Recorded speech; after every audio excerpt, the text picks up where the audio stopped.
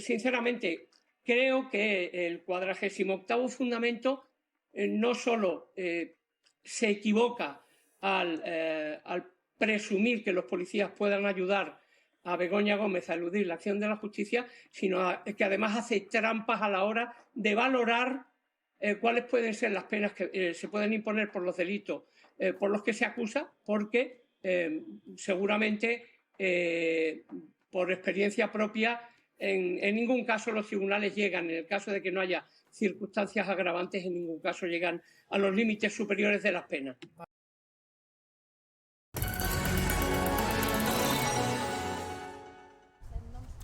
A las 10 de esta mañana se ha convocado una reunión de urgencia de la Comisión Permanente del Consejo General del Poder Judicial. Han analizado la queja que ha trasladado el ministro Grande Marlaska contra el juez Peinado, por lo que considera grave cuestionamiento de la profesionalidad de la policía y de sus superiores jerárquicos al apuntar a una posible fuga en una hipotética fuga, a una posible ayuda a Begoña Gómez. Mañana lunes va a haber una nueva reunión. Para todos, para empleadores y empleados. El juez Peinado envía a juicio a Begoña Gómez. Era ese auto en el que cuestionaba la actividad de los cuerpos y fuerzas de seguridad del Estado. Tiene 84 páginas ese auto y acusa a Begoña Gómez de 4 delitos que conllevan penas de entre 2 y 16 años de cárcel. Además, le retira el pasaporte, le prohíbe salir de España y deberá acudir al juzgado cada 15 días. Peinado asegura que tras llegar al poder Pedro Sánchez se produce un cambio radical en la trayectoria de Begoña Gómez. Acusa a Gómez de tráfico de influencias y corrupción en los negocios por su gestión para crear la cátedra en la Complutense. La universidad, desde el propio máster... Para hacerlo, pidió ayuda al empresario Juan Carlos Barrabés, otro de los imputados en la causa. Tenemos un reto enorme. El juez considera indiciariamente probado que este empresario se benefició obteniendo contratos con la administración pública. Para la captación de empresas habría resultado fundamental Cristina Álvarez, la tercera investigada en la causa. Me acojo a mi derecho constitucional a no declarar. Peinado habla de una intervención reiterada de la asesora de la mujer del presidente en la Moncloa en favor de la actividad profesional de Gómez. Acusa a ambas de malversación de caudales públicos. También vincula a Álvarez con la presunta apropiación indebida por parte de Gómez del software para la cátedra. Dice que la mujer de Sánchez tenía intención de apropiarse del programa financiado con fondos públicos, incluso antes de su creación. A ver si coincidimos. Conductas que provienen de palacios presidenciales, según Peinado, que vuelve a mencionar prácticas más propias de regímenes absolutistas. Contra los 3 imputados, Peinado ordena, entre otras medidas, la retirada del pasaporte. En el caso de Begoña Gómez, el juez insinúa que sus escoltas podrían ayudarle a escapar del país por una orden superior. Esto tiene un objetivo político evidente. La defensa de la mujer del presidente ya ha anunciado que recurrirán esta medida junto al resto de cautelares. Bueno, pues precisamente así es. Los abogados de Begoña Gómez ya han anunciado ese recurso, que van a recurrir las medidas cautelares. Y más allá del camino judicial, en Moncloa están convencidos de que este auto no tiene sentido jurídico y que solo atiende a motivos políticos. Persecución, obsesión y desproporción son los 3 sustantivos con los que Moncloa valora el auto del juez Peinado, que a su juicio carece de sentido jurídico y solo atiende a motivos, dicen, políticos. Es impensable el riesgo de fuga, defienden, porque recuerdan Begoña Gómez va rodeada de policías, subrayan, y lo comparan con el auto de imputación del juez Calama a Zapatero, en el que justifica que no le retire el pasaporte por su pública notoriedad. Yo con Begoña es el hashtag que acompaña los mensajes en redes que en tromba han publicado todos los ministros y ministras socialistas del Ejecutivo. No se han pronunciado los de Sumar. El Ejecutivo valora un día nefasto para los que creen en la justicia, la ignominia, campaña de desgaste o persecución injustificada, delirante e inaceptable, leemos. Y hay quien lanza una pregunta: ¿quién se hará cargo de este daño? Es una causa absolutamente política. No hay ninguna prueba que sostenga ninguna de las acusaciones que se hace contra la señora Begoña Gómez. Desde el partido defienden: Begoña Gómez es inocente. Apoyo también de las filas socialistas. Desde la Ejecutiva lo califican de juicio político escandaloso y creen que socava la imagen de la justicia. Reacción dura desde el PP. Moncloa es una guarida de delincuentes y el Ejecutivo una organización criminal, y exigen elecciones ya. Podemos tacha el auto de bochornoso y califica Peinado de desquiciado. A la crítica política se suma también la de los sindicatos de policía. En su auto, el juez Peinado ha impuesto a Begoña Gómez la retirada del pasaporte, la prohibición de salir del país y la obligación de comparecer en un juzgado 2 días al mes. El magistrado justifica estas medidas asegurando que existe un presunto riesgo de fuga. En su argumentación, Peinado pone en duda la profesionalidad de la policía y asegura que en un determinado momento los agentes, o bien por iniciativa propia o siguiendo órdenes de sus superiores jerárquicos, pueden llegar a colaborar y facilitar la fuga. En otro punto del auto, el magistrado califica de efímera la posición de Pedro Sánchez al frente del Gobierno. Cree que cuando éste deje de serlo, Begoña Gómez se quedará sin la protección de los agentes e insiste de nuevo en que esto facilitaría aún más, dice textualmente, esa hipotética fuga.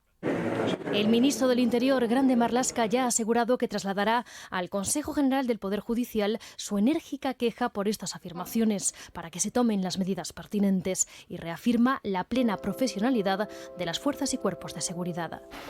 Mientras, desde el sindicato mayoritario de la Policía Nacional califican de barbaridad que se diga que haya agentes que puedan colaborar en algo así. Insinuar eso en una resolución judicial nos parece una absoluta barbaridad y un ataque injustificado a la Policía Nacional.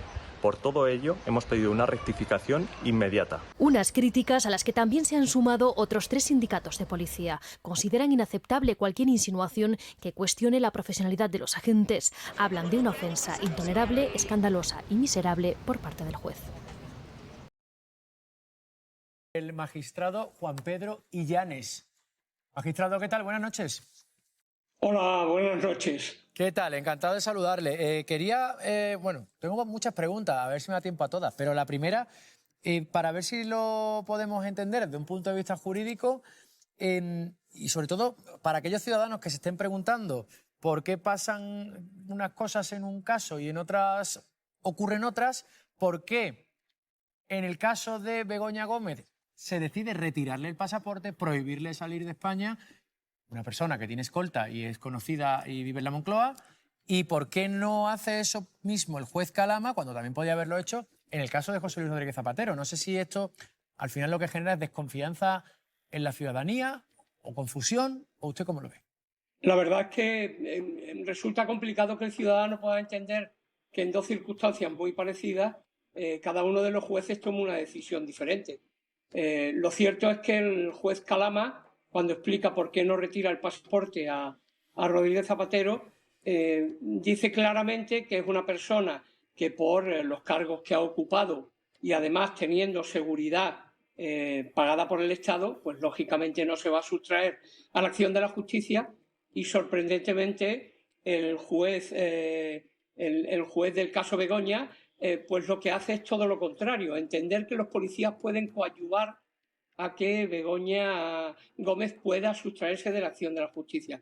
Bueno, cada juez en su independencia puede tomar esas decisiones atendiendo a lo que figura en la causa, pero sinceramente a mí me parece que en este caso el juez Peinado se extralimita notablemente, y no solo por la alusión a los policías, sino por más cosas que están contenidas en el 48º fundamento del auto que ha dictado para abrir juicio oral. En el 48º, yo tengo aquí, lo estoy buscando mientras me lo dice, pero mientras lo encuentro y no, el 48º, que lo voy a buscar, mientras me lo dice, mientras me lo encuentro o no, dígame cómo se explica esto de poner en duda a los policías que la custodian y decir incluso y sugerir, no cabe duda, dice, de que pueden ayudarla a fugarse. A mí esto me inspira pues plantearme en qué estaría pensando el juez Peinado cuando estaba redactando el auto. Yo creo que estaba pensando en lo ocurrido en alguna comunidad autónoma cuando estábamos hablando de un delito de mayor gravedad o de un presunto delito de mayor gravedad, y lo que ocurrió con un presidente autonómico. Pero sinceramente cada caso es un mundo y los casos son diferentes, y por lo tanto entender que puede ocurrir lo que ocurrió con el señor Puigdemont a mí me parece un atrevimiento, pero teniendo en cuenta que llevamos escuchando cosas tan sorprendentes como que a José Luis Rodríguez Zapatero había que imponerle medidas cautelares para que no ocurriese como el caso de Bettino Craxi, cuando Bettino Craxi es el hacedor del principal caso de corrupción de toda la historia de Italia, que es Tangentopoli. Bueno, comparar casos unos con otros resulta absolutamente absurdo. Pero insisto, el problema no es tanto que ponga en duda la probidad profesional de los policías, lo que ha provocado la reacción unánime de todos los sindicatos policiales, sino que hay otros asuntos en ese 48º fundamento que son enormemente discutibles y en los que Juan Carlos Peinado opta siempre por la opción más desfavorable para los tres o para las dos acusadas respecto de las cuales adopta las medidas cautelares. Yo me estaba volviendo loco porque el 48º era por el que yo la tenía abierta. El auto que es precisamente el de las medidas cautelares, efectivamente, donde habla de prohibir la salida del territorio nacional, retirar el pasaporte o la obligación de comparecencia ante un juzgado o tribunal los días 1 y 15 de cada mes. Luego, obviamente, lo desarrolla. Y quería preguntarle, y esto es otra duda que me surge y le surgirá seguramente a la gente que nos está viendo, si estas medidas cautelares, que por cierto solicita una de las acusaciones, que es hazte oír, la solicitó el lunes, ¿por qué decide ahora de repente quitar el pasaporte el sábado? Porque a lo mejor estos 6 días, si tanto riesgo de fuga habría, le hubiera dado tiempo a coger el pasaporte e irse, ¿no? Digo yo. A lo mejor es muy básica esta reflexión, seguramente. No, ha tenido la oportunidad de resolver por una parte la apertura de juicio oral y por otra parte las medidas cautelares.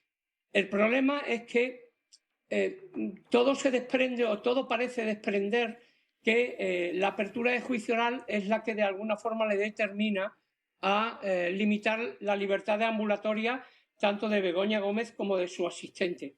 El problema es que cuando él va explicando los delitos por los que abre juicio oral, siempre cuando habla de las penas con las que están castigadas esos delitos, se va siempre a lo máximo por lo que esos delitos están castigados y entonces llega a la conclusión de que como en el caso de que haya una sentencia condenatoria las penas no van a ser susceptibles de suspensión, pues lógicamente tiene que adoptar la medida. Pero sin embargo se olvida de que en muchos de esos artículos que cita, 286 bis o 433 o 254, cuando habla de los determinados delitos por los que abre juicio oral, de que hay unos tipos privilegiados que muchas veces están castigados con inhabilitación, multa o penas de 3 a 6 meses.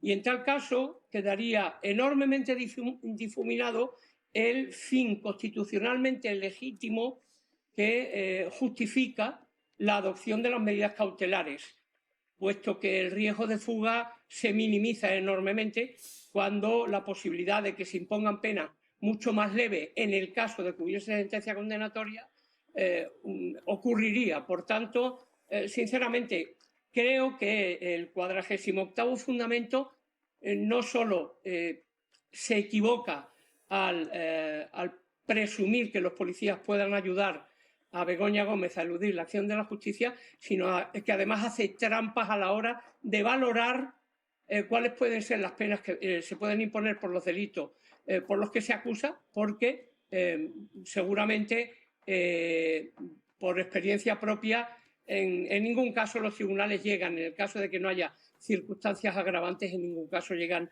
a los límites superiores de las penas. Fanático de Derecho Constitucional y exletrado del Tribunal Constitucional, Joaquín Urías, ¿qué tal? ¿Cómo está? Buenas noches. Hola, ¿qué tal? Buenas noches. ¿Qué tal, señor Urías? ¿Qué le parece este auto del juez Peinado? Bueno, a mí el auto me asombra por muchos motivos. El auto es el final de 2 años de instrucción en los que se empezó investigando un delito, que era el haber ayudado a que se consiguiera una ayuda a una línea aérea, y se acaba pues con algo totalmente diferente, que son una imputación por otros 4 delitos que en verdad tienen que ver, 3 de ellos con una cátedra universitaria y 1 con el uso de su asistente. Entonces, lo primero que causa el auto es un poco de estupor, cómo se ha seguido un proceso inquisitorial en el que cuando un delito no aparecía, pues se investigaba otro. Es decir, se ha estado hurgando hasta que se ha encontrado otro delito. Y evidentemente, pues las medidas cautelares adoptadas yo creo que son un fuego artificial, una forma de llamar la atención que yo creo que está fuera de lugar. No ya por la expresión que estáis comentando, la falta de confianza con la fuerza de seguridad del Estado, que yo creo que eso es una frase torpe, excesivamente torpe, es que además yo creo que nadie piensa que sea realmente posible que la mujer del presidente del gobierno se escape a un país fuera de la zona Schengen, además, para el que necesita pasaporte. Yo creo que eso sería impensable, eso sería la caída del presidente del gobierno, eso no es una posibilidad real.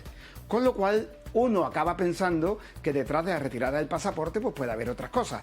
Y yo, desde mi punto de vista, y es una opinión personal, tengo la impresión de que esto es una intromisión en los poderes del Ejecutivo. Lo que quiere es entrometerse en la agenda internacional de Pedro Sánchez. A partir de ahora, cuando inviten a Pedro Sánchez a algún lugar, aunque lo inviten con su mujer, él va a tener que ir en solitario y a través de eso se transmite una sensación a la opinión pública de que está involucrado él y su familia en algo delictivo y se va, digamos, atentando contra su buen nombre. Entonces me da la impresión que el juez, que tenía que velar porque no se afectaran los derechos de nadie, ha tomado una decisión innecesaria, desproporcionada, inconstitucional en ese sentido, y que afecta contra el buen nombre de gobierno e invade sus competencias. Busca el juez Peinado un efecto más bien, digamos, también mediático en el hecho de que pretende que la esposa del presidente del gobierno comparezca en un juzgado cada 15 días, por ejemplo.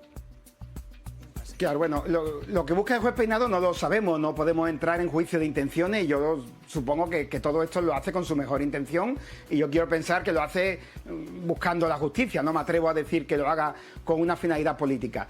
En todo caso, fíjate, la medida de que comparezca cada 15 días ante el juzgado a mí me parece la menos lesiva. Dice lo que dice la norma, la jurisprudencia del Tribunal Constitucional, que si hay varias medidas posibles hay que poner la menos lesiva. Bueno, pues que acuda cada 15 días a firmar. La retirada del pasaporte es algo mucho más. Eso es un intento de afectar, insisto, a la agenda internacional del presidente de gobierno. Vamos a ver muy pronto imágenes del presidente de gobierno en una cena oficial donde no puede ir acompañado de su mujer y se va a utilizar políticamente para su propio descrédito. Yo creo que el comparecer hubiera sido evidentemente una medida menos lesiva y más protectora de los derechos.